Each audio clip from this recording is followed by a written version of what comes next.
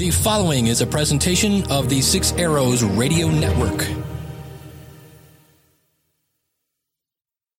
Episode 54, all about Field Day, coming up on the podcast.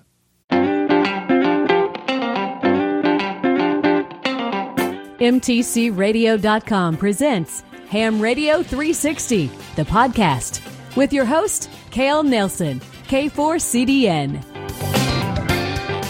Thank you, Christy. It is Ham Radio 360, the podcast. I'm Cale, your host, K4CDN, and this time through, it's going to be all about Amateur Radio Field Day. Now, you may stop me right there and say, Cale, I've been an amateur for 20 years. I don't need to hear anything else about field. Well, wait just a second. Sean Kutzko, Kilo X-Ray 9 X-Ray, is going to come up in just a couple of minutes.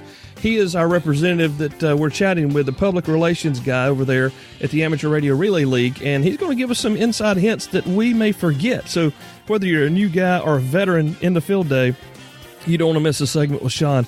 In addition to that, we're going to have Jeremy and George come in. We've got some stuff to talk about. It's going to be really cool. Some field day insights, things we like to do, things we're considering doing this year, things we're doing differently, so you don't want to miss any of that. But first, of course, I've got to remind you, it's Main Trading Company who's bringing you this program every other week. MTCRadio.com, the number one place to buy your ICOM gear online. If you're looking at one of those IC7300s like everybody else has except you and I, maybe you should check out MTCRadio.com. Probably going to find the best prices on the net for your IC7300 right there with Richard and Christine Lenore down in Paris, Texas. Let them know you heard about them right here on the Ham Radio 360 podcast. Get your best deal for your ICOM gear, 2-meter handhelds, all the way through flagship HF rigs. They've got them, MTCRadio.com. Yeah, welcome in, Sean. His call is Kilo X-Ray 9 X-Ray. Sean Kutzko, he is the media and, is it press relations for the ARRL? Media and public relations. Public relations, okay. All right, so how did you swing that gig, Sean? I came to ARRL in 2007. I was recruited to be the contest branch manager. My background is in ham radio is primarily HF contesting and DXing. So they asked me to come on board in October of 2007 as the contest branch manager, and I was there for 5 years. And then our former PR manager retired, and I applied, and they gave me the job. Fantastic. Well, congratulations. We're happy to have you on the show. Thank you. We've got Field Day coming up, which is probably one of the most exciting times because of your title of You for the Year, but probably it could also be one of the most stressful times for you because this is I would guess, the number one primary public relations campaign that the league does every year. Is that a pretty good assumption? That's a very good assumption. Field Day is the largest on-air amateur radio activity in the world. Last year, there were about 45,000 individual participants that took place in Field Day in one capacity or another. Field Day has been around since 1933, so the ties between ARRL and ham radio and portable operating has a very long reach, and for folks in the United States and Canada, Field Day is pretty much the biggest outreach event that we have. Region 2 has other events. They have World Amateur Radio Day, IARU Region 2, and Region 3 get more activity with World Amateur Radio Day on April 18th, but here in the States and in Canada, Field Day is pretty much the number one draw in terms of amateur radio outreach. When I came into amateur radio, Sean, I thought that Field Day was a worldwide event, and I'm sure that there are stations from all over the world participating, but it's really North America centric. Is that a pretty good way to look at it? I would say that's a fair assessment. There are plenty of stations all around the world that get on for Field Day weekend on the fourth full weekend in June. But other regions have field days at different times of the year that are more hospitable for that part of the world. But I would say it's a fair assessment that Field Day, as sponsored by the ARRL, is primarily a North American event. I got you. Just like Dayton is the largest in the United States, the Field Day is our number one game. we've got folks that have been listeners since we've came on about 2 years ago. We've talked about Field Day every year since, but we've never really kind of cracked the nut with the league about what the official view of Field Day is. Now, you've covered a couple of those points in the intro here, but give us a little bit of deeper insight into Field Day regarding the league itself. Well, Field Day it covers a lot of territory, and some people like to pursue Field Day as an emergency preparedness exercise. Some people like to pursue it as a competitive event and try to get as high of a score as they possibly can. Others consider it a major PR push, like I talked about just a little bit ago. For other groups, it's simply a way to get together with members of their club and get out of town for the weekend and go set up in a park and enjoy a weekend of camaraderie with club members. There's really no one definition of Field Day that is superior to any other definition. The main purpose of Field Day is to go out and get on the air from a field or another portable location and have fun. That's really what the main drive of Field Day is about. If people want to take an emergency preparedness slant on it, they are welcome to do so. If they want to treat it as a competitive event, they're welcome to do that too. I personally am, I like doing a lot of backpack QRP work. So for me, going out on a trail somewhere and throwing a wire in a tree with a small QRP rig, I enjoy Field Day that way. So there's no one way to enjoy Field Day. It covers a lot of ground, and you can do a lot with it, depending on how many people you have and what direction you want to go. And that's kind of a misconception. Sometimes it's taken as, if I don't go participate with the local ARRL sanctioned club, then I really can't participate in Field Day. But you just said that's not the case. It's however you choose to enjoy it, you enjoy it. That's absolutely correct. I mean, there's an entire entry class based on one or two people that are not involved in a club. That's the B class, and that's where a lot of the backpack QRPers like myself go. That's the entry category that they choose when they want to participate in Field Day. You can participate in Field Day with a giant club with 200 people, or you can take radio in your backpack and go out by yourself. There's no one way to do it. Fantastic. Now, a lot of times when we think about Field Day, we do think about the big club experience. Sometimes, like I just said, that 1-2-man gig kind of gets pushed off to the back. It can be as simple as you don't have to participate in the field. You can stay in your shack with the AC on and the sweet tea, enjoying amateur radio because the bands are full and you're making contacts, having fun. People do that as well. They sure do. There are two entry classes for that. The D class, or the Delta class, is for home stations that are using their standard AC power. So you don't have to leave your home. You can use the antennas that you already have up. You can hang out in the air conditioning in the basement or in the living room, whatever you want to do. If you want to stretch things a little bit, you can enter the E class, which is a home station using emergency power. So you can hook up a generator or a solar panel, and you can power your radio off of that. And there's a separate entry class for that as well. Wow. Now I've heard the letters B, I've heard Delta, I think, and Echo. What about Alpha and Charlie? What classes are those? Okay, Alpha is that's the 3 or more people category. That's where most of the club activity goes, is the A class. And C is for stations that are mobile. So if you're driving on a family vacation over Field Day weekend and you're going to be on the road for 8 or 9 hours on Saturday or Sunday, there's a way for you to participate as well. Yep, go ahead. All right, Sean, so what if we're just newly licensed, and we have a lot of those folks listening to the program. They're newly licensed. All they have is, say, a base mobile radio in their car, VHF only. Can they have any fun with just their equipment there on Field Day? Well, the short answer is yes. I mean, you can always tune around and see if you can find other stations to work on FM simplex. If you have the ability to go portable, since it is Field Day, getting up on a hilltop somewhere and trying to work other stations on FM simplex is actually a lot of fun. If you have a dual band radio, the possibilities open up a little bit more. There are at least 2 FM satellites that are currently in orbit that technician licensees have access to. And being able to work stations via the FM satellites is a little tricky, especially on field day, but it does give you the ability to get out on the air with just a VHF, UHF radio and a simple dual band antenna for 2 meters and 70 centimeters. So there are some options available for the ham who just has a VHF, UHF, FM rig. There, you can still make QSOs on field day with just that equipment. Fantastic. One of the things that I've noticed here with me in my short time of 6-7 years in the hobby, maybe 6 years, I have fun at home on field day when I'm here.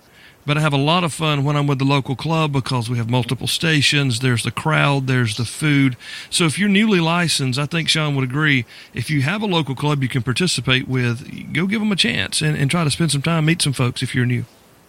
I would completely agree with that. You know, you get a whole bunch of folks together under the common umbrella of amateur radio.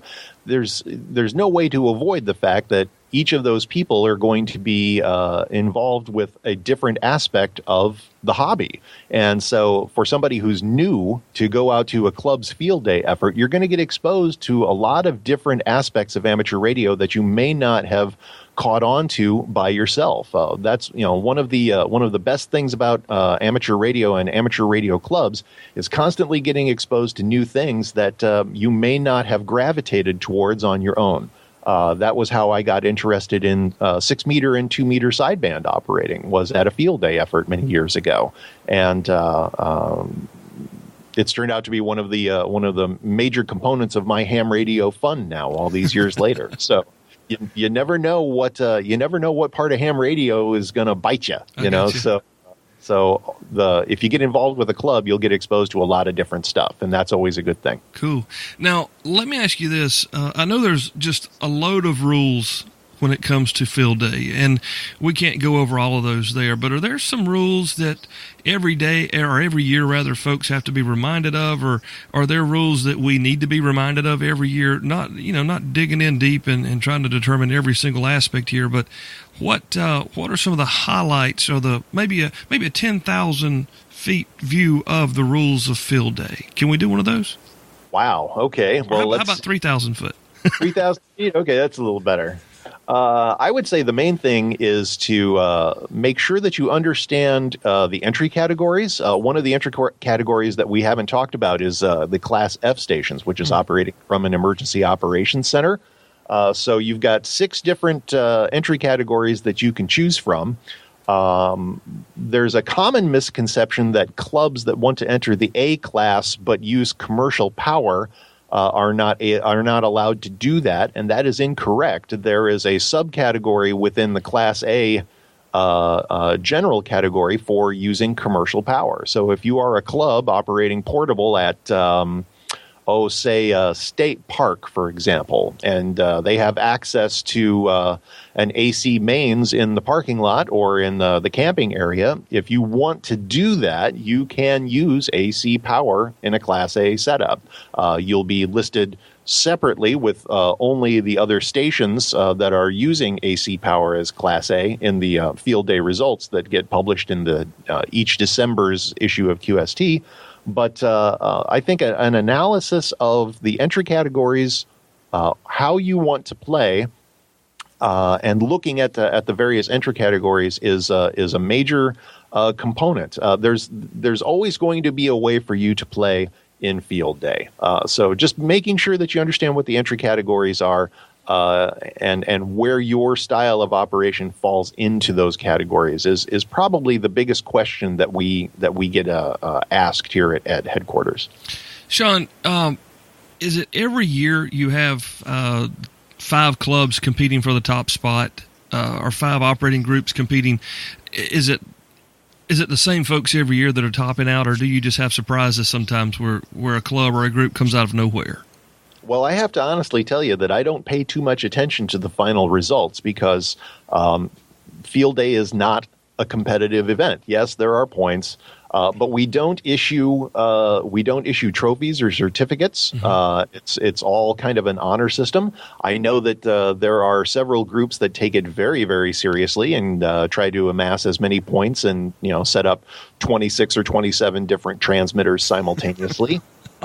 If that's how they want to pursue Field Day, they are more than welcome to pursue Field Day that way. But I don't really pay attention to who takes first place in each category. That's not important to me. I got you. One of the primary drivers behind Field Day is GOTA, Get on the Air, and we hear that a lot. It's actually on the logo for this year, if I'm not mistaken. Every club group operating in a public fashion usually is encouraged to have a GOTA station. Tell us a little bit about a GOTA station. Well, the GOTA station is the number one way to get people who are not licensed or who don't have a whole lot of experience with amateur radio on the air. It puts them in the driver's seat for a separate station, and they can. It's a place where they can go to get experience and get their feet wet a little bit with amateur radio. It's very, very important to have somebody who is a GOTA coach. That is a component of the GOTA station. That is a critical aspect of the success of anybody who sits down in the chair to operate a GOTA station. You need to have that Elmer there. You need to have the mentor who is there to show new operators or inexperienced operators the ropes and give them a helping hand in order to get on the air. Every single one of us had somebody, not necessarily in Field Day, but in our ham radio career, as it were. We had somebody who showed us how things worked, how to approach certain operating styles, or how to put up an antenna or something like that. The Elmering aspect that is a critical component of the GOTA station is one of the. It is absolutely one of the major aspects of Field Day that should not be overlooked by any club that's doing a larger effort. Having a place for new hams to go and get their feet wet and get a taste of that excitement that all the rest of us feel, that's a major way to give back to the hobby, and I encourage every club to do it. Very well said. Very well said. Hey, you and I are public emissaries, or we're into the public sphere here. We like communicating with people and evangelizing, which they say a lot about us amateur radio operators. But we like talking to people about the hobby. You and I both do. There's a lot of clubs who are made up with people who enjoy operating amateur radio, but they may not really be on the forward end of connecting with the public relations spectrum. One thing I've noticed is that's the last person in the world you want standing at the door welcoming people into your Field Day experience. How is a good way for a club, or how would you encourage a club to look for the number one person in their group to represent on the front end to folks who maybe are not in the hobby or not in the club? What's a good way to do that without stepping on someone's feet? That's a really tough question. Every club is going to have. I feel that every club is going to have that one person who is just really, really good at being outgoing, being able to express amateur radio in a non-technical sense.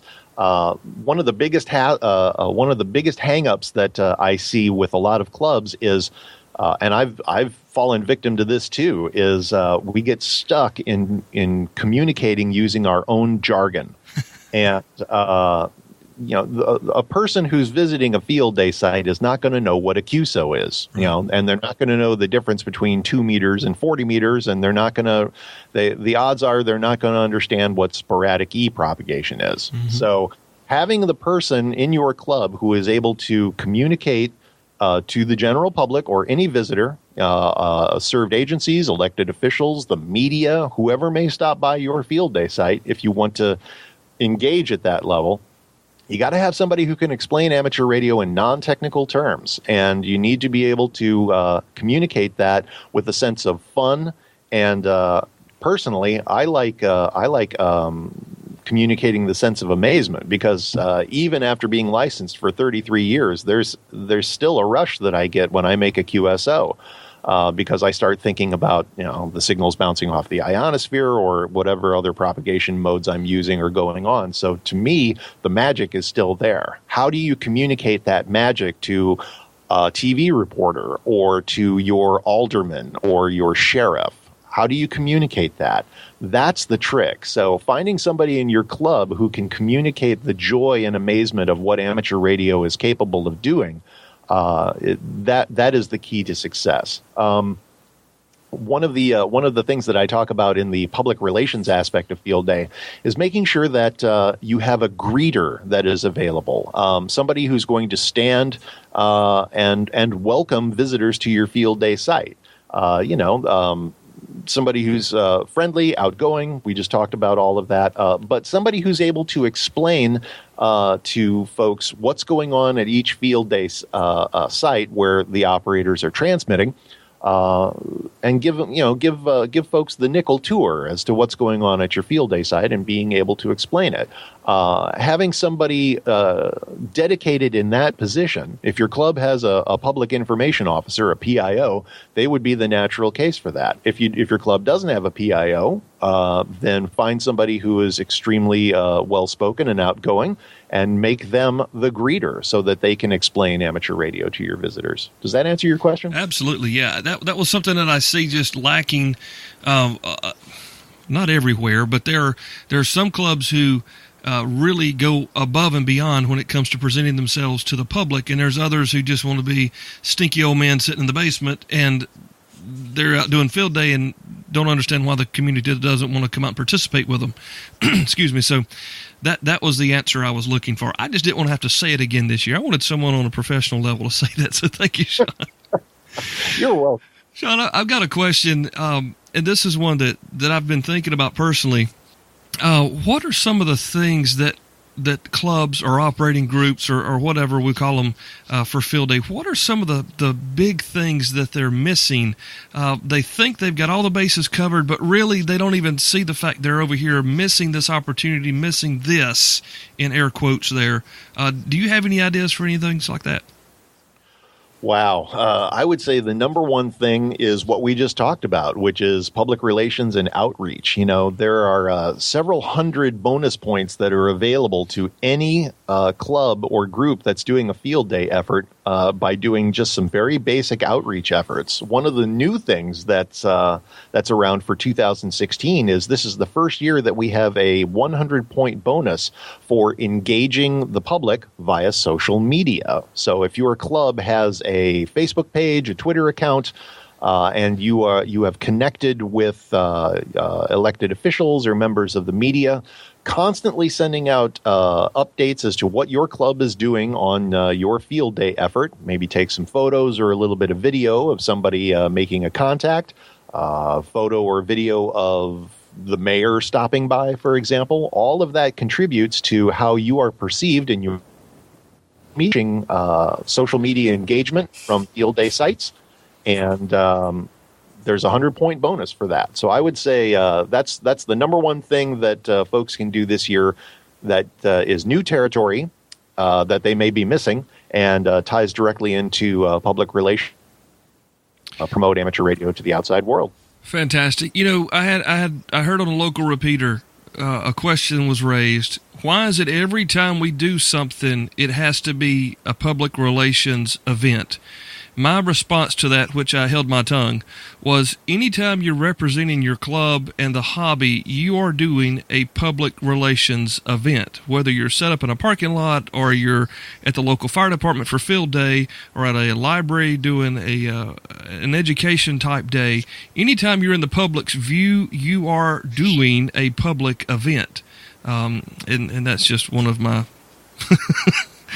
It's easy for me. It's easy for you, and I understand it's not easy for everybody. And I'm not knocking you if you don't, like to participate that way. But folks, when you're out there, you are representing your club, your hobby, and all that's around you. That's absolutely correct. Every time you engage a member of the public and communicate with them about what amateur radio is, what amateur radio is capable of doing, the things that you can learn, the things that you can teach and experience with amateur radio, you are an ambassador for amateur radio. And being able to communicate effectively and articulately about what you are doing in the hobby is a critical component of outreach. Why do we need outreach? Well, there are 750,000 licensed amateurs in the United States. It's an all-time high.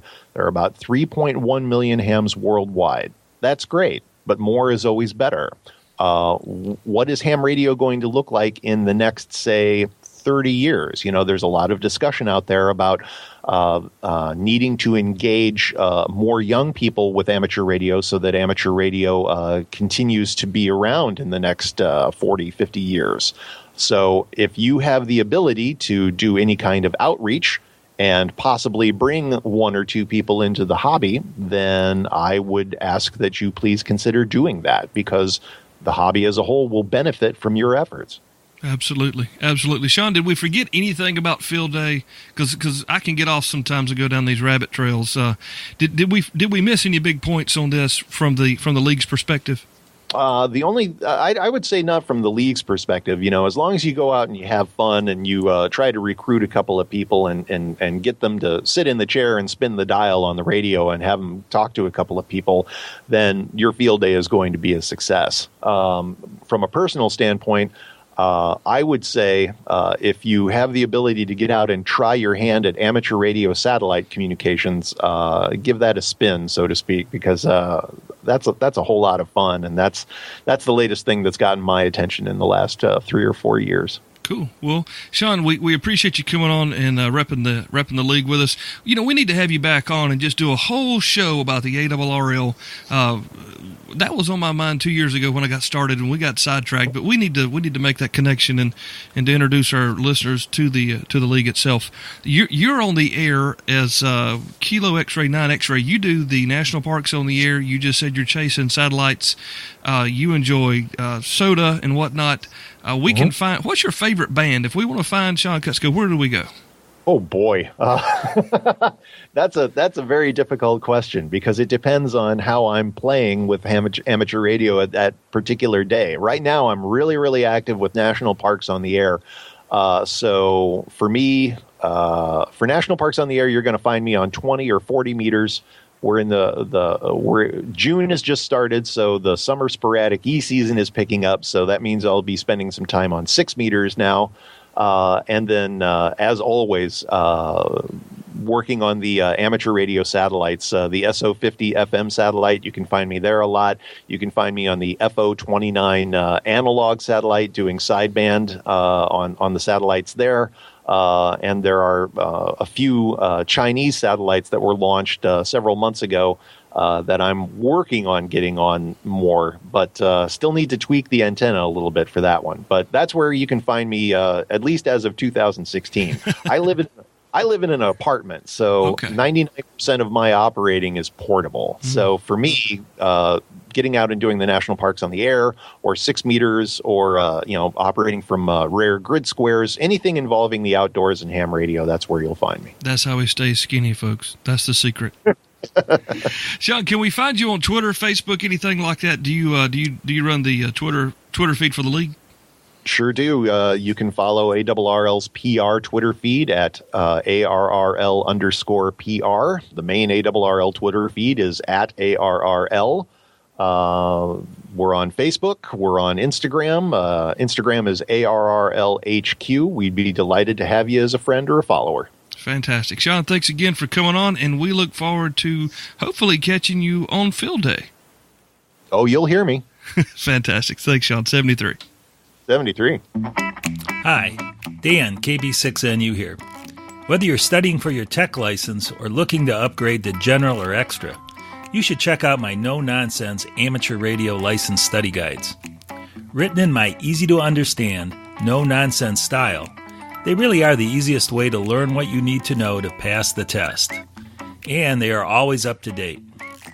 The PDF version of the Technician Class Study Guide is free on my website at kb6nu.com/podcast. And all my study guides are available in print, PDF, Kindle, and EPUB versions. Let me help you have more fun with ham radio. Go to kb6nu.com/podcast and get started today. You know, I thought it was a stretch when I see Tim going out to all these different Hamfest with Bridgecom Systems, and just a couple of weeks ago he's at CPAC on the other side of the country, and they're all over the place, man. If there's a Hamfest, they're going to be there, and they've got with them their brand new BCM 220, the 220 megahertz mobile radio built for the amateur radio operator. This thing is tough. It's built like a tank. It's a gorgeous radio, works fabulously. 30 watts output with a Mitsubishi power amplifier. It's a great rig. If you're needing some 220 megahertz gear, let me say it again and again and again. Check out bridgecomsystems.com, bridgecomsystems.com. Call Tim or Ron. Let them know you heard about them on the Ham Radio 360 podcast, bridgecomsystems.com. We're here on hamradio360.com, the podcast. Just had Sean in here just a few minutes ago. Again, Sean, thank you so much for being a part of the show. His call is Kilo X-Ray 9 X-Ray, and you can find Sean all over the ARRL networking sites there. Now we're going to bring in George, KJ6VU, and Jeremy, KF7IJZ, and we're going to talk about what we're doing this year for Field Day. I'll go last. But I know that Jeremy has an announcement that he needs to make about Field Day, and he's going to throw it on us. I don't have any, so go ahead, Jeremy. That's way too forced. Let me just work it in naturally. Okay, bring it in. Well, go ahead. Let's talk first. Okay, so yeah, we were talking about Barry White off the air just a few minutes ago, so maybe I should put some Barry. Anyway, all right. So Field Day is coming up. All right, it's this weekend. Or almost this weekend. It's the 25th and 26th of 25th and 26th. 2 weeks away. 2 weeks away. But this is our last show before Field Day, so we're here about Field Day. I will be operating with the local club K4II, and we'll be set up at the volunteer, actually staffed now, so it's a local county fire department just on the outskirts of the city limits, so it's very central to our area. I have mailed letters to my elected representatives, and I put one in the mail today to the sheriff, so hoping to have some representation there. We could talk about that in a little bit. I know, George, the Bayonet Group, you guys really put a lot of focus on Field Day, and I'm imagining that you guys have a lot of big plans for this year, too. We do. Actually, Field Day is always a big event for us. Not as big as some of the local clubs. There's clubs here that do 12 stations, 14 stations. We're nothing like that. We operate 3 Alpha, so we have 3 HF stations and 1 VHF, UHF station. But it is a big deal. We do get a really good turnout, so we look forward to it every year. Cool. And that's one of the things that kind of holds your club that's really not kind of a club together. Yeah, it's the mid-year event. We tend to have an event about once a quarter. So we have a kickoff meeting, the Baycon meeting in January, and then June is Field Day, and then in October we have a lot going on at Pacificon. So those are the 3 big anchor events every year, plus a few things in between. Awesome. And Jeremy, you're living in a new area this year again, but I'm thinking you're going to be participating in Field Day, which you didn't get to do last year. Yeah, I didn't really take the opportunity to do Field Day last year, and it's a little bit of a story. So last night, I attended the inaugural meeting of the Ohio Valley Experimenters Club, a new club that is being started by some friends of mine that I've known online for a long time who have been friends and lifelong ham friends for quite some time. And those guys got together last year for Field Day at one of the founding members' parents' backyard, who own about 3 acres. And so last night we got together. The topic was planning for Field Day.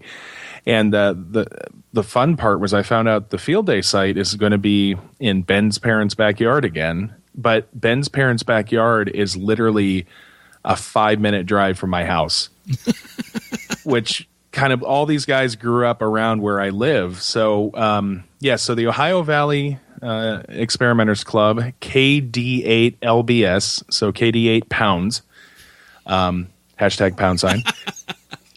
We're going to be set up at 4962 Beechwood Road, 45244 in Milford, Ohio.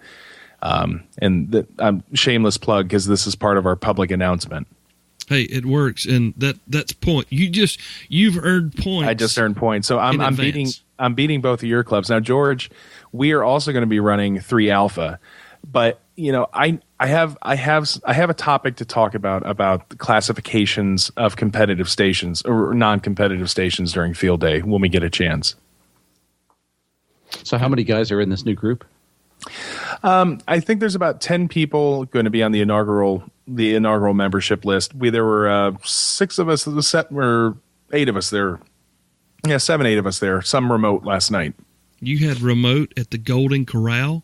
No, there was no Golden Corral. We are strictly rallying against that image. Okay. Y'all bathing, stuff like that. Yeah, we're bathing. I mean, it's still a bunch of tech nerds, but we met at a local restaurant called the Rusty Bucket. That's close. Yeah, that's not far away. Actually, the hilarious thing is it is just down the street from the Golden Corral in Mason, Ohio. But no, so last night, we were talking about what class we were going to run. Of course, you guys know I tend to like to do solar field day. And I'm talking about all the equipment that I have, and then I could probably, power. I have enough panels that I could run 300-watt HF stations. I need people to bring batteries, blah, blah, blah. And somebody said, well, what class would that be? And in my head, I said, well, that'd be 3 Bravo. But it is not 3 Bravo. There is absolutely no field day operating class for people who want to run alternative energy 100-watt radios. But Alpha is not plugged into the mains, so wouldn't Alpha be that? It could be generator, it could be battery. It doesn't is. have to be. It is. But so both Bravo and Alpha Bravo are specifically apportioned aside for alternative for non-fossil fuel energy sources, but they're limited at 5 watts. And this flabbergasts me because I have successfully run field days off solar and batteries for 100-watt radios and have used 0 drops of gasoline. Well, same here. When we run field day 3 Alpha, we've never used a generator. We've only ever run off batteries and usually some solar panels as well, but we all exclusively battery. Now, you get 100 bonus points for making 5 contacts on, battery, solar, or hydropower, wind power, whatever. To me, it's just, I don't know. It doesn't, there's no class. The amount of effort that goes into running a strictly solar, barefoot 100-watt field day is significant. And I kind of wish there'd be some recognition for that separates all the other 3 Alphas who are running off of generators. I wonder, we should have asked Sean that. If I'd have known, I would have asked. I'm sorry. But that's okay. We'll ask him. Are you guys going to run a GOTA station also? Yes, because everybody and their brother is bringing their radios. And so we're going to have plenty of radios around. But we're going to also have a VHF, UHF station. And then there was talk of setting up a GOTA station. But I have no idea what will happen, right? I literally just gave out Ben's parents' address on this show. So who knows who might show up? Well, we have some friends that may come up there. You know those guys. You never know. So what radios or antennas are you planning to bring? So the radio topic is quite vast. For myself, I want to get my new 7300 out because I haven't really had a chance to play with it. But the one chance that I have had to sit down and use it in earnest, the radio only draws an amp on receive, which all of these modern small form factor radios are drawing 2 amps now, or at least that's what the published spec is. So that was incredible. Mm-hmm. That is incredible, by the way. With that display, that's pretty impressive. Yes. I know we have a member who's bringing a Flex 3000 and an entire computer setup to run said Flex 3000. There's going to be a TS480, I think it's the HX version, which is the 200-watt version of the radio. There is going to be a bunch of old Kenwood stuff that I don't recognize the model numbers are. I know it wasn't a TS50, Cale, but it was like a 940 or something. I don't know. Okay, that's a nice HF rig. I mean, solid state, not 2, but generation or 5 older. there were talk of, your usual 857s and your 706 Mark IIs and things like that. So pretty much everybody who has an HF rig is going to bring their equipment, and we'll figure out what actually gets run when we get there. It's always good to have backups too, as I've found. Redundancy. Yeah. Yep. And you guys do the same thing out there in Baynet, George. You guys have a lot of backup equipment and stuff ready to go. And I mean, you guys spend a lot of time experimenting throughout the weekend. We do, actually. Yeah, there's really a nice combination of standard stations for just regular contacts. And then there's usually some other fun stuff going on. So for our core stations, Station 1 is HF is a TS2000, which will mostly be parked on 20 meters on a 3-element portable Yagi, a YP3, on a push-up mast. The second station is a IC7200, which is a pretty rugged HF radio, kind of like a 706 on steroids with a more beefy package. That thing will be on a vertical antenna and a tuner at the base, so it's basically an all-band HF station. So those will both be sideband or CW. And Station 3 is HF Digital. It's an FT1200. That'll be on a cobweb antenna. And a cobweb is an antenna that's basically a multi-band dipole where the elements are made out of wire and they're folded into a square shape. And it's a very interesting antenna design. We should talk about it on an episode sometime. And then the fourth station is the VHF UHF station, and that's an 817 with a 2-meter amplifier. And then, of course, in UHF, it'll be barefoot. So that's pretty much it for the standard stations. And then people do bring additional stuff. So I'm going to bring my KX2 and play around with that. We've got someone bringing a KX3. Sorry, Kale. We're going to do some. Yeah, we're going to do some comparisons. KX whatever for Kale. KX Star. Yeah.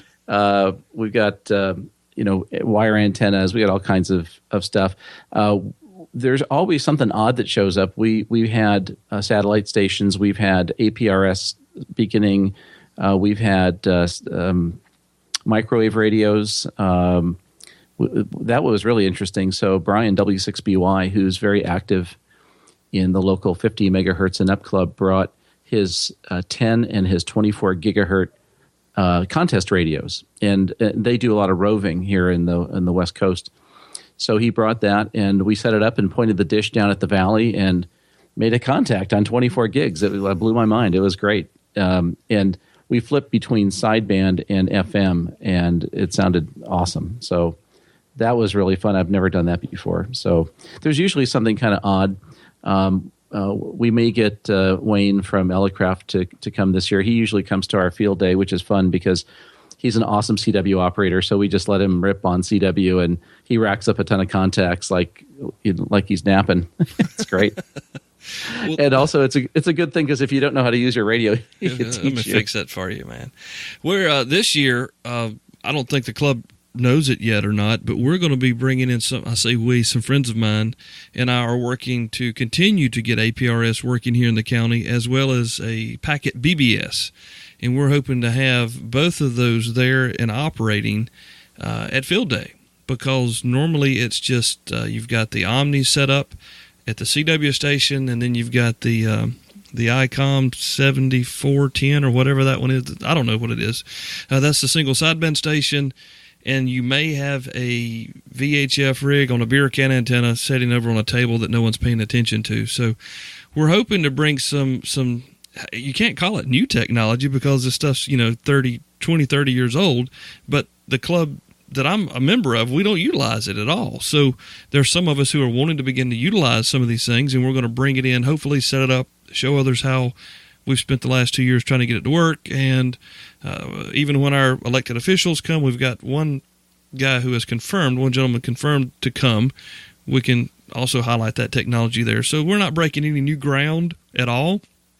Sometimes I wonder if we're in reverse, and I don't mean that negatively. I just, there's just a lot of tech passing us by as a club.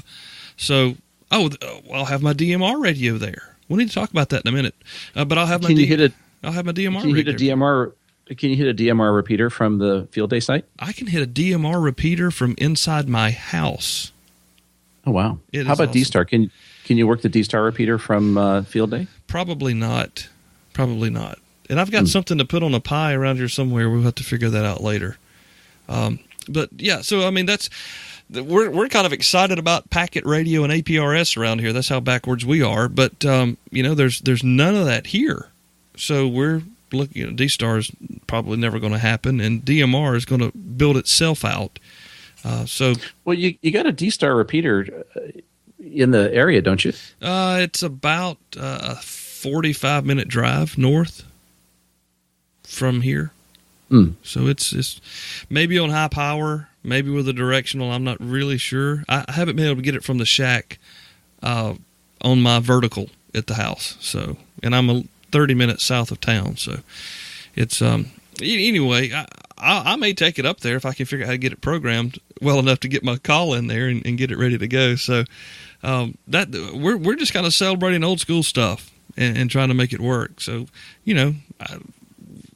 there's not fancy rigs. Last year, the Pactena, I took it up there on Friday. We set up antennas on Friday, and everyone kind of like, oh, yeah, that's a portable antenna. Yeah, whatever. And at 6 o'clock Sunday morning, they were calling me, screaming into my voicemail, telling me how awesome the Pactena had performed overnight when the bands went away for what they had put up. They deployed the Pactena, and man, they were going crazy over. I don't know if you guys remember our post show from last year. We had one of the guys from the club. Brett. Oh yeah, yep. Brett came in. I interviewed him right there on the phone with the phone in the bay of the fire department, and he couldn't get over it. He's like, this makes no sense. But I mean, it's a good resonant dipole. It's perfect elevation, and it just banged it out. Those guys were going crazy, and they probably want to use it again this year. So. Everybody's so excited about a shortened antenna because they're small and compact until you realize that they're just not very good performers. And it's funny how a piece of wire is going to kill it when it's just a full size antenna. It makes all the difference. Yep. And to that point, that's one of the things that it covers antennas because, having lived in apartments and everything, pretty much everything I own is portable. So. I know that there was I'm really interested. There was talk of building a wire 20-meter Yagi, and I'm really excited. Suspended in the trees. I think they called it a floating Yagi, which I've never heard of. You heard of that? No. Well, I've seen wire Yagis, but it's really a pain. I mean, there's a lot of rigging to set something like that up. Good luck with that. I'd love to find out how it works, George. Well, I'm not involved in that, but I gotta tell you about the best 20-meter antenna we ever had, though. What is it? So we normally have this 3-element Yagi on 20, and a fellow Mike KI60ID shows up to field day, and he's got 2 fiberglass fishing poles and a bunch of PVC and an umbrella stand. And I said, Mike, what? That looks like an antenna somehow. What is that? He said it's a 20-meter Delta loop. So he made this base out of 2-inch PVC. The stuff was stuck together, not really even cemented in place. Stuffed it on this umbrella stand and made a Y-shaped mount, a 90-degree, 290-degree pieces of 2-inch PVC, about a foot long each. Anyway, you take the fiberglass poles and you extend them full length, which wound up being about 20 feet or so. And he runs a wire up one pole, across the top, horizontally, and down the other pole. And the feed point's at the bottom, and you need a 4-to-1 balun to feed it properly or to make it work.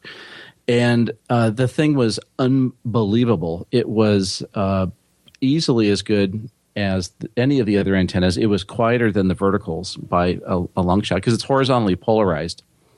And I think he probably had a total of $50 in it, and it killed. Was it? It was directional. Wow. Could you turn it? Yeah, you can turn it, and it's slightly directional, kind of like a dipole is slightly directional, broadside of the antenna.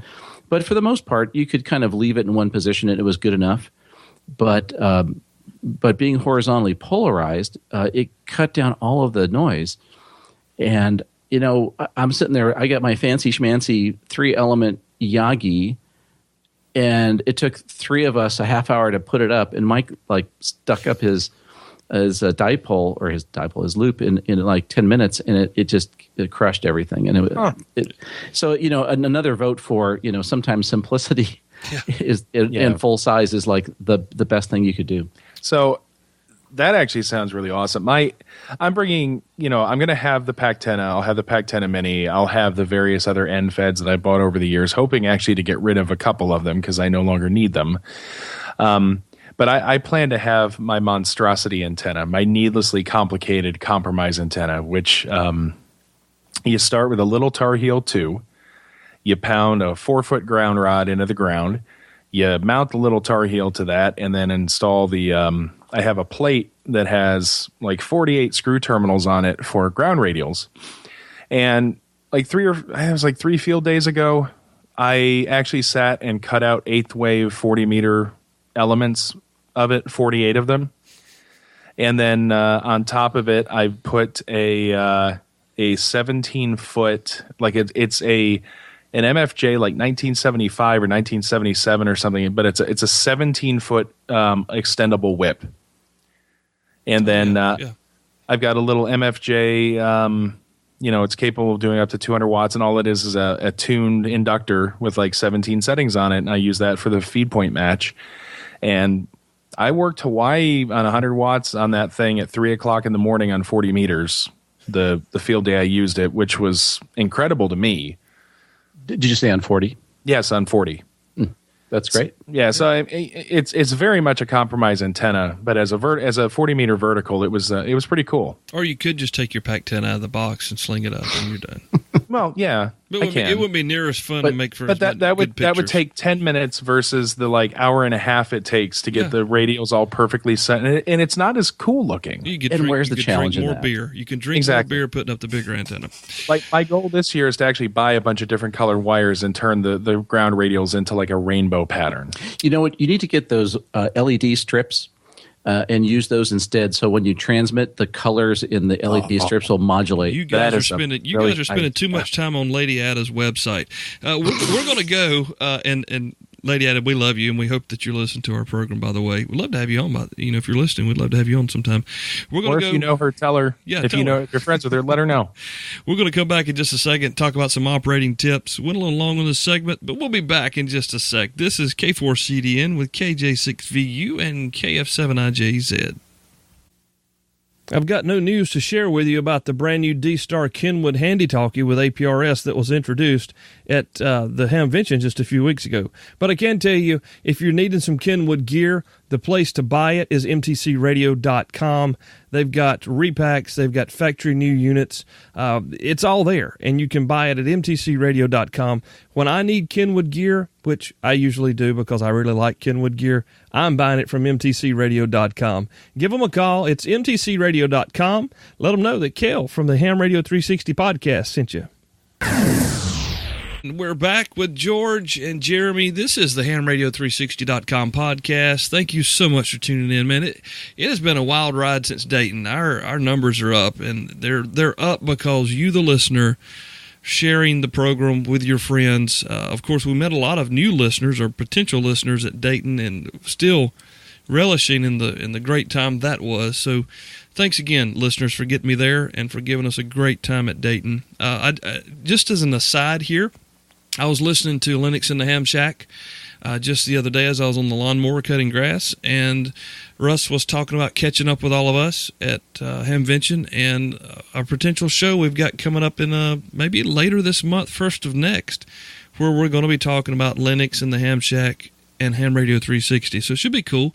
But that's awesome. Yeah, we can't put everything out there right now. Just get ready for that one because it's going to be a good one. It's going to be Kel asking Kel questions about Lennox. So if nothing else, it'll probably be hilarious because Kel is clueless when it comes to Lennox. But we're not talking about Lennox. We're talking about the field day coming up in just a matter of 2 weeks. It's June the 25th and 26th of 2016. And, I've been to a couple of field days, and I always have fun. I will stay the whole 24 hours. I go home and sleep with my wife, and, kids get up, feed them breakfast, and go back the next day. But you guys at times have stayed 24 hours and operated. What are some good operating tips for field day coming up for us? George. Well, I guess operating tip, the one thing that I learned is it's easier to call other stations than to call CQ Field Day. I generally find if you sit there and wail CQ Field Day, you'll make contacts, but it's easier to follow another station and wait for a gap when there's no one calling them and then jump right in there, especially if you're running lower power. So that's pretty handy. And also we always put two people on a station. And when we run Field Day, we usually have a lot of new hams. So we want to put somebody on the mic or the key maybe, and then bring someone else into it and have them log. So we'll set up a station with two headphones so that both people could either listen to the speaker or on the headphones, and one person's logging while the other guy's operating. And what's nice about that is we'll start out with an experienced operator on the radio and a new ham as the logger, and you make half a dozen contacts. And that way they get to see the flow and how the contacts work and what to say. And then after the fifth or sixth contact, you hand them the mic and say, okay, now you're on. And then you bring over somebody else and have them log, and you kind of cycle people through that. And it's a good way to get people into operating. And the funny thing is a lot of the new people, they just don't know what to say. And just a little bit of encouragement and showing them what to do, and they really jump right in. It's a lot of fun to watch. Very, very good. It's interesting that you talk about the what is often referred to as hunt and pounce, which is where you spin the dial and you wait for a QSO to end and try to catch in on the guy's next QRZ, versus the holding running a frequency, trying to set a pile up. And I personally prefer a hybrid approach. I will I'll spin the dial to get started. I never start trying to call CQ at the beginning of Field Day, and I'm the type of guy who generally will try to operate all 24 hours. And unfortunately, since I still don't know CW, I'm voice, pretty much voice only. So I will, I'll hunt and pounce. And then eventually there are these little natural lulls where you'll find parts of the spectrum that are available to you. And I'll absolutely sit on one and start trying to do, CQ Field Day. This is call sign. But even after a while, your voice starts to give out when you do that. Like you get tired more quickly, and that's where radios that have built-in recorders to be able to, you can record calling CQ into the radio and then just press a button to have it call CQ when you're trying to run a frequency comes in very handy. Yeah. One of the things that I've noticed is be prepared for a mic hog. And I'm just calling it what it is, man. There will be somebody there that will not get up. And you have to be very diplomatic about this. We've had sign-up boards. We've tried different things throughout the years that I've been there to kind of control the mic hogs. And, sometimes it just gets to the point where you've sat through waiting for 30 minutes past the time that you were scheduled to be on. And you just got to go tap the guy on the shoulder and be like, "Hey, man, I've been here since 3:00 this morning. Can I please have a try? Let me play a few minutes." So I think that. Go ahead. I was just going to say that there's a really important thing that the organizers of Field Day have to do, and that is they have to really make sure that everybody is getting a fair shot at operating. And in our case, we really want the new people to operate more than the experienced hams, and everybody gets that. So we really haven't had a problem. But somebody needs to be in charge and make sure that things are going smoothly. It's like any kind of event. Somebody has to really be concerned about, is everybody having a good time, and are all the right things happening, and there's no extra transmitter that showed up on the same band, and so someone has to be coordinating things. And it doesn't have to be like the Field Day cop, but you have to at least have somebody making sure things are happening the right way. Yeah, what were you going to say there, Jeremy? Did we lose Jeremy? Must have taken a deep fade. Nope, I was muted because I was coughing. Sorry. I had a Field Day once where we actually had a fairly distinguished operator there, somebody who is well known in the international ham radio community. And because there were people who were sitting on radios and wouldn't yield, he just wanted to plug his key in and run some CW for 20 minutes, and he was never able to do that. And the sad thing was, I had my station set up completely far away from everybody else in at the edge of that 1,000 meter, is it 1,000 meter or 1,000 feet? I don't remember. Circle. your entire field day setup must be within a radius of something like that. Yeah. So, but he didn't realize I had a station going out there, because I would have loved to have just actually sit and watch him operate and kind of see what his rhythm is. Watching experienced operators is very helpful. Our club is not, again, it's not a contest. And at the end of the day, the point of this exercise is proving that you can deploy a capability, get your antennas up, prove that they're effective to work whatever conditions are present. And so, you don't need 400 contacts to do that. You get more data points. You can see what propagation is like. That's interesting. But, again, we have kind of a little bit of a lighter attitude towards it, and making contacts is not the primary goal of our field day. It's making sure that everybody feels engaged and has a good time. And that's really what, Sean and I were talking about earlier. That's the whole purpose behind it, is to continue to spread the love and the magic of ham radio. But, we have people from all sorts and all different walks. So the only other thing I would add is, if you're planning to operate and you don't want to wear Joe Bob's sweaty earmuffs when he finishes up, take your own headphones with you. And that's a great point. If you have earbuds or headphones, either one. I'm a headphone guy. I've got some buds too, but take one of the 1/8 to 1/4 adapters. I'd say get them at Radio Shack, but those don't exist anymore pretty much. So you should have one of those just in case, depending on what type of headphones you have. But think about that. I mean, the club probably has a pair. They're probably 30 or 40 years old and probably smell kind of funky. But just take it upon yourself to do for yourself. And we last year we talked about sunscreen in a chair, and we don't need to go down that road. But just a good reminder that if you put a spare ink pen in your pocket, because we know we all have pocket protectors, and want to make sure you take your headphones if you have a pair that you prefer. So that's what I would share. That's good advice. I would also throw in get an extra pair of cheap headphones. You could buy a pair of acceptably good headphones for $10 and get a Y adapter. That way, there's nothing more boring for somebody to show up at field day and here's 5 sweaty guys with headphones on staring at a box. And you wonder what is going on here. That's a total turnoff. So people wear headphones to keep the noise down and so you can concentrate, but you really need to have extras. You might also think about having a little amplified speaker. So maybe you've got headphones on because you want to cut out the extraneous noise, but people walking by may want to listen to what's going on.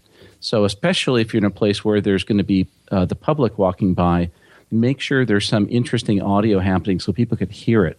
Give them an idea. So getting that Y adapter and maybe an extra pair of headphones and a little speaker would be a good extra thing to have in the kit. Very, very good stuff. I know some clubs and some field day events, they do educational building type things. Jeremy, what's your take on that?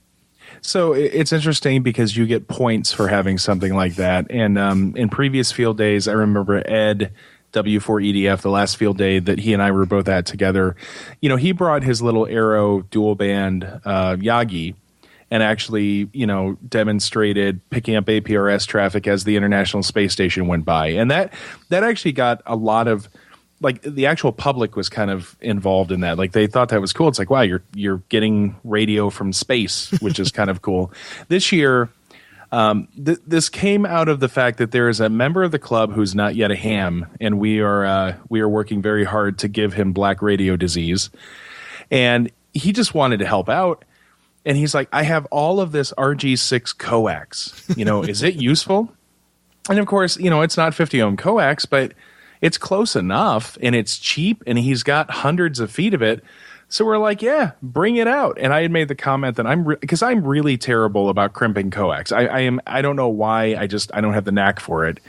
And so we're going to have people crimp and practice on putting connectors on coax. Hey, by the way, RG6 is useful stuff. I think that's 72 or 75 ohms. Yeah. And I mean, so, it's just for people in case you don't know, RG6 is the line that if you had direct TV installed in your house, that's what they're going to use RG6. Actually, most cable is probably RG6 at this point. You could use RG6 to make a impedance matching transformer. So if you're doing wire antennas and you want to do some matching, you can actually make tuned lengths of coax. And anyway, it's not as useless as one might think. Yeah, and it works great for scanners too. Oh yeah. Works great for scanners. Finding a field day site. If you're listening to this program and we've gotten you excited about attending a field day, Sean touched on it real quickly earlier, but there's a very good resource. It's actually almost too simple to use, and that's the ARRL field day locator, and you can find it on their website at ARRL.org, and I think it's /field day. Is that right?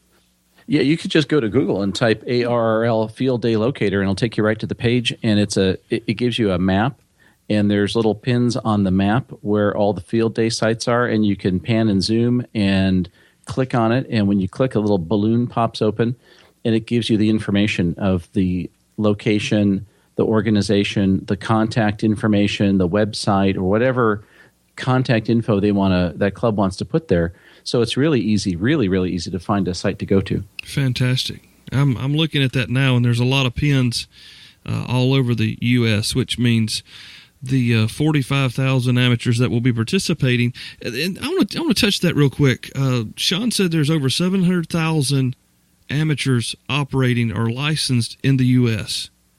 45,000 of them participate in field day. What are the others? 670,000 doing? They're not participating. Makes you wonder. They're probably in the air conditioning. And complaining about all the people on the bands for field day. Yeah, they're at the Golden Corral. Probably. Yeah, that just kind of struck me because I know that I've personally watched the hobby grow as I've been a member of the last 5 or 6 years of the hobby now. So you just kind of think, well, wow, there's 700,000 people. Everybody loves field day, right? Maybe not. But we want to encourage you guys and gals that are listening to, if you don't have a group to operate with, find your local club. If you've never connected with your local club, this is a great time to do that. They operate for 24 hours, so if you've got a couple of clubs around you, you can kind of maybe go visit all of them and see which one you fit the best with, because we all have different personalities, and some folks get along with other people better than not. Actually, this is kind of a pretty sharp segue, talking about different personalities and people, and my comment about people being upset about you're on the bands on field day.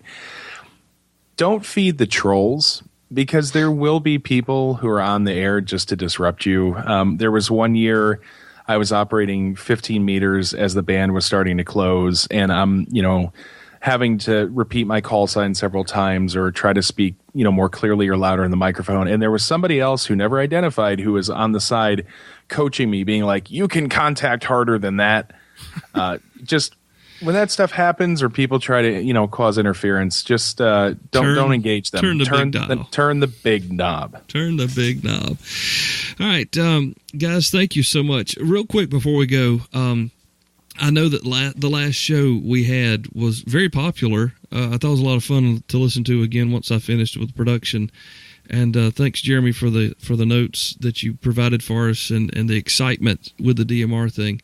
I don't know how many radios that Richard sold down at MTC, but I know a lot of you bought them, which is really cool. But I've got to announce here to the audience that I actually have made some DMR contacts today for the very first time since owning a radio since last November, December. I finally have made DMR contacts. And I heard someone up in North Carolina, we connected on the network, and he said, hey, wait a minute, I recognize your call. Don't you have a podcast? Well, that was pretty funny. Mm-hmm. But I've talked to people all over, and this morning when I was fixing breakfast for the kids, I heard a gentleman from somewhere talking to another guy in the UK, which was really cool. So it's working, and working from inside of my house, which is pretty amazing as well. So I had to throw that out there, that I've actually got it working now, and got a lot left to learn, but it is operable, which is pretty cool. I just wanted to say that. We should see if we can reach each other in North America after this. Yeah, we should try that. Okay. George, thank you so much for coming in and hanging out with us. KJ6VU is his call. He is with the Baynet Group. George, where can we find the Baynet Group online again if anyone out in that area is looking for something to do for Field Day? Well, you can go to the locator that we were talking about. You can find our little pin in the map, or just go to the website, www.bay-net.org, so bay-net.org, and we have a prominent headline on the website. Click on that for the Field Day page. It goes right to the page with all the details, how to find the location, what to do to prepare, how to get a hold of us. And it's open to everybody, so if anybody in the Bay Area wants to drop by, get some airtime, check out a bunch of antennas and radios, and talk radio for the weekend, we'd love to have you. Fantastic. Jeremy, you guys are going to be in your buddy's mom and dad's yard, which is pretty cool. We won't throw out their address again, but I wish you guys luck. I know it's going to be a lot of fun. I'm assuming there'll be a lot of synergy there with you guys just kind of stoked to get together, one, and operate, two, and to kind of start over with a new club. So that's really exciting. Congratulations. It is. Good luck. And we're going to have a 12-pound pork shoulder on Friday or on Saturday night that we're going to smoke all day. What would it be without food? That's a whole nother topic that we could cover for Field Day. Putting the pork and ham. Yeah, we should actually publish a Field Day field recipe book. We could do that on Amazon and make some money. Yes, we could. That's better than a ham radio calendar. Yeah. the boys of ham radio. Oh, let's go to the next. Oh, we're finished. So, all right, guys, thank y'all so much. Look forward to hopefully catching up with you on the air. George, what's the Baynet's club call again? So if someone hears you, they'll know it's you. Kilo 6 Sierra Radio Alpha K6SRA. Okay, and Jeremy, what are you guys going under again? Kilo Delta 8 Lima Bravo Sierra. All right, and we'll be Kilo 4 India in the upstate of South Carolina. So good luck to you all. We hope to hear from you. Send us pictures, tweet us, let us know where you're at on the bands, and if we're near a radio, we'll do our best to try to make a connection with you. Big thanks again to George and Jeremy for coming and hanging out with us as we discuss our plans for Field Day 2016. And I got to tell you guys, really excited to have finally gotten Sean on. A lot of good stuff that we've got left to talk about.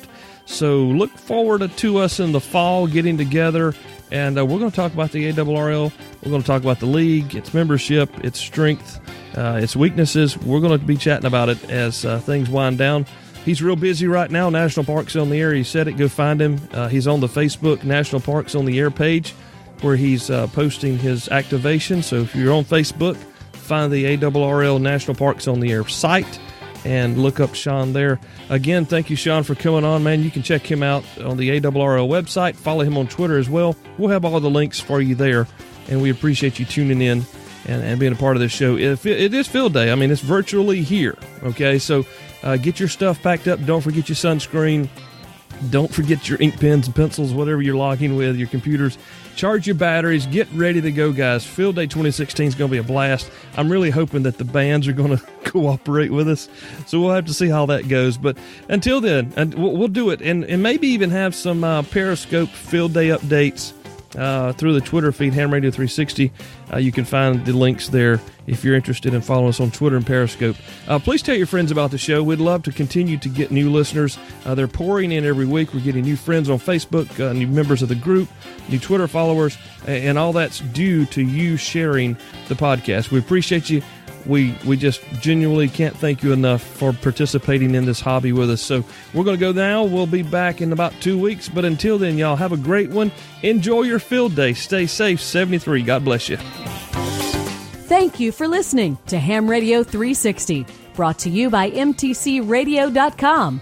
For more information about the program, visit hamradio360.com. Till next time, 73s, y'all.